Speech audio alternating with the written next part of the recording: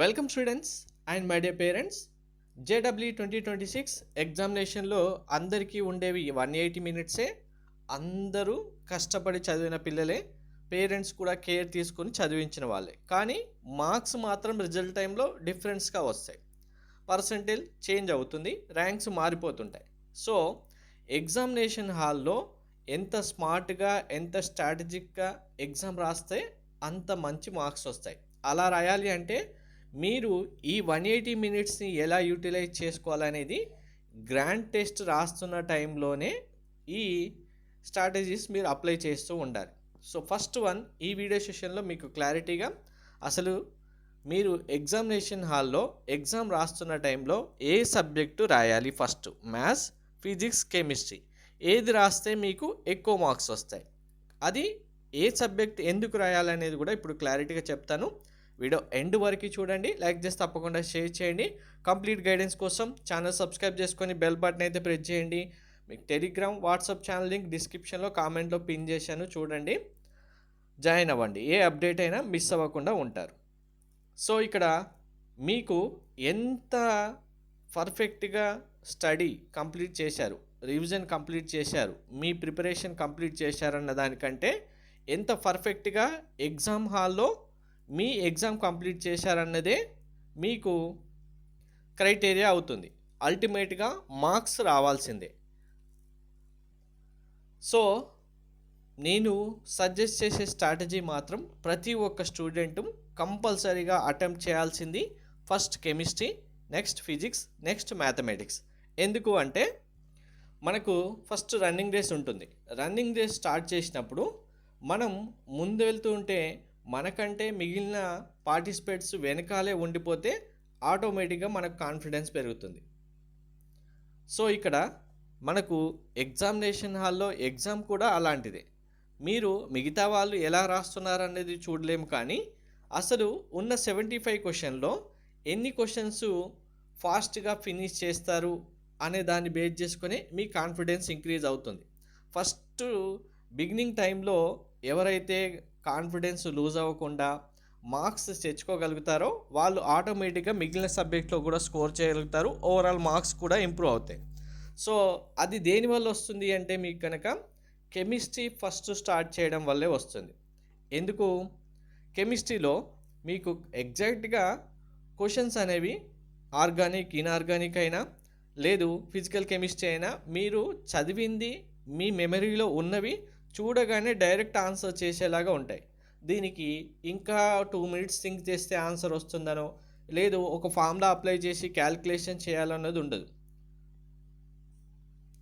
And ఇక్కడ మీకు outcomes కూడా, ఇప్పుడు క్వశ్చన్ చూసామంటే ఆన్సర్ వస్తుందా లేదా అనేది తెలిసిపోతుంది అంతే. అది ఆన్సర్ మీకు రాదు అంటే ఆటోమేటిక్గా మీరు అది దానిపైన 10 మినిట్స్ స్పెండ్ చేసినా మీకు ఆన్సర్ రాదు. ఎందుకంటే డైరెక్ట్ అందులో మెమరీ బేస్డ్ క్వశ్చనే ఉంటుంది, మీకు కాన్సెప్ట్ అర్థమైన క్వశ్చనే ఉంటుంది. కాబట్టి మీ మెమరీ నుంచి స్ట్రైక్ అవ్వలేదు దానికి ఆన్సర్ అంటే కనుక అది ఇంకా మీరు చదవలేదు అన్నట్టే మీనింగ్. దాన్ని ట్రై చేయడం వల్ల కూడా వస్తుందన్న గ్యారంటీ ఉండదు. కాబట్టి డైరెక్ట్గా ఇది బైనరీ అవుట్కమ్, మీరు చూడగానే ఆన్సర్ చేసేలాగా ఉంటుంది. విత్ ఇన్ ఫ్రాక్షన్ ఆఫ్ సెకండ్స్లో చేసే క్వశ్చన్స్ కూడా 1, 2 వస్తాయి. 1 మినిట్ లోపు చేసేవే చాలా ఉంటాయి ఈజీ క్వశ్చన్స్. అండ్ ఇక్కడ సైకలాజికల్ కూడా మీరు తక్కువ టైంలో ఎక్కువ క్వశ్చన్స్ సాల్వ్ చేస్తే ఆటోమేటిక్గా బ్రెయిన్ కాన్ఫిడెన్స్ పెరిగిపోతుంది. మీ బ్రెయిన్ ఒక స్ప్రింకిల్స్ లాగా వస్తుంది. అరే ఓకే, నేను 30 మినిట్స్లోనే ఒక 15 క్వశ్చన్స్ లేదా 20 క్వశ్చన్స్ సాల్వ్ చేశానంటే ఓకే, నేను మంచి స్కోర్కే వెళ్తున్నాను అనేది ఆటోమేటిక్గా మీకు స్ట్రైక్ అవుతుంది. అప్పుడు మిగిలినవి ఎంత కష్టమైనా సరే, ఎంత టైం టేకింగ్ క్వశ్చన్స్ ఉన్నా సరే మీరు చేయగలుగుతారు. సో ఇక్కడ మళ్ళీ మీకు ఫిజిక్స్లో కూడా కెమిస్ట్రీ తర్వాత స్కోర్ చేయగలగడానికి ఎక్కువ స్కోప్ ఉంటుంది. మీరు ఫిజిక్స్ విషయానికి వస్తే ఫార్ములా బేస్డ్ క్వశ్చన్స్ చాలా మటుకు ఎక్కువ పర్సంటేజ్ ఇవే వస్తాయి.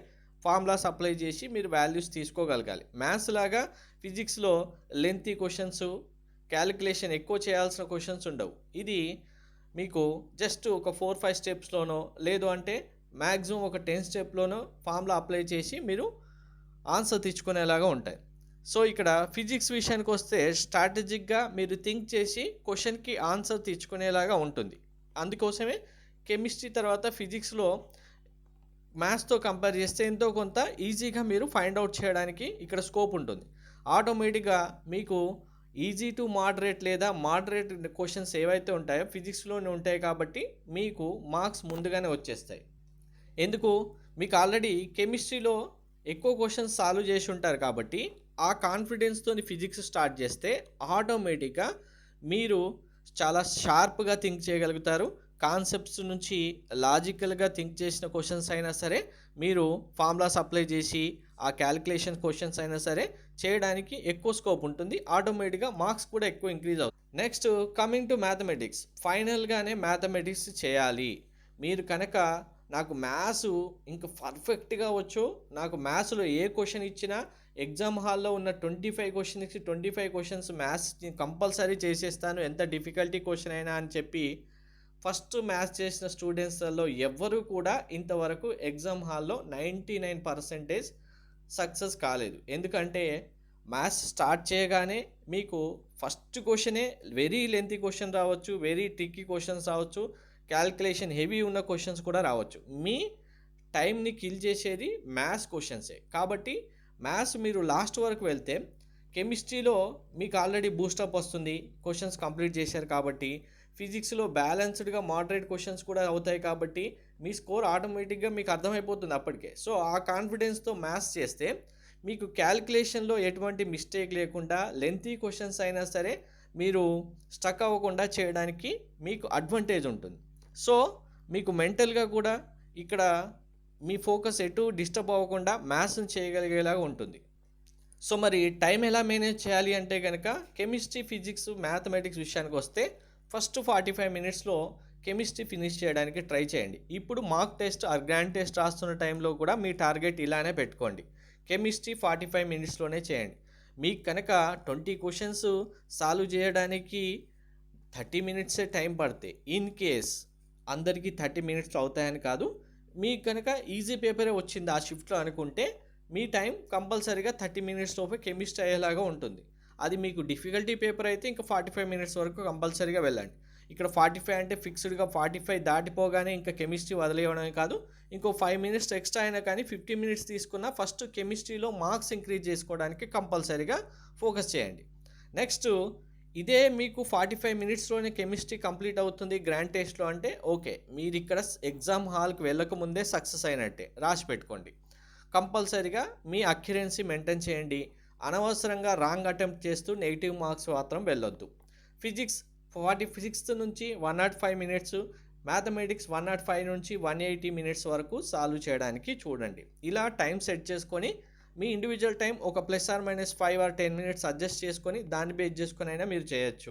అండ్ వెరీ ఇంపార్టెంట్, ఇక్కడ మీరు గ్రాండ్ టెస్ట్ రాస్తున్న టైంకి మీ ఎగ్జామ్ హాల్లో ఎగ్జామ్ రాస్తున్న దానికి లైవ్ ఎగ్జామ్కి చాలా డిఫరెన్స్ వస్తుంది. అక్కడ గ్రాండ్ టెస్ట్ మీరు ఫ్రీగా ఎటువంటి ప్రెషర్ లేకుండా టెన్షన్ లేకుండా రాస్తారు. ఇది మీకు ఎగ్జామ్ హాల్లో ఎగ్జామ్ రాసే టైంలో ఉండదు. ఎగ్జామినేషన్ హాల్లో ఒక్కసారి ఎగ్జామ్ హాల్కి వెళ్ళి కూర్చోగానే ఫస్ట్ పేపర్ చూడకముందే పర్ఫెక్ట్గా చదివిన వాళ్ళు కూడా టెన్షన్ పడిపోయి ఆన్సర్స్ వచ్చేవి రాయని వాళ్ళు కూడా ఉన్నారు. సో ఫస్ట్ మీరు టెన్షన్ పడకుండా, వరీ అవ్వకుండా, క్వశ్చన్స్ చూడగానే ఇంకా మైండ్లో ఏదో ఒక డ్రాబ్యాక్, ఏదో ఒకటి నెగిటివ్ మైండ్ సెట్స్ రన్ అవ్వకుండా ఉండేలాగా చూసుకుంటే ఇవన్నీ ఓవర్కమ్ చేయగలిగితేనే ఎగ్జామ్ హాల్లో మీరు చదివినంత వరకు మీ క్వశ్చన్స్ మీరు అటెంప్ట్ చేయగలుగుతారు. ఒక్కసారి కనుక మీరు ప్రెజర్లోకి వెళ్తే ఆటోమేటిక్గా మీ మైండ్ మిమ్మల్ని కిల్ చేస్తుంది. మీరు చేయాల్సిన ఆన్సర్స్ కూడా చేయకపోతారు. కాబట్టి గ్రాండ్ టెస్ట్లో ఇప్పుడే మీ స్ట్రాటజీ అప్లై చేసుకుంటే ఎగ్జామ్ హాల్లో దాన్ని అప్లై చేస్తే ఎటువంటి ప్రెషర్ లేకుండా మీ ఎగ్జామ్ కంప్లీట్ చేస్తే మార్క్స్ కన్ఫామ్గా వస్తాయి. ఇలా ప్రాక్టీస్ చేసి చూడండి. చూసిన తర్వాత మీకు ఎంత ఇంప్రూవ్మెంట్ వచ్చిందనేది కామెంట్లో మెన్షన్ చేయండి. Thank you.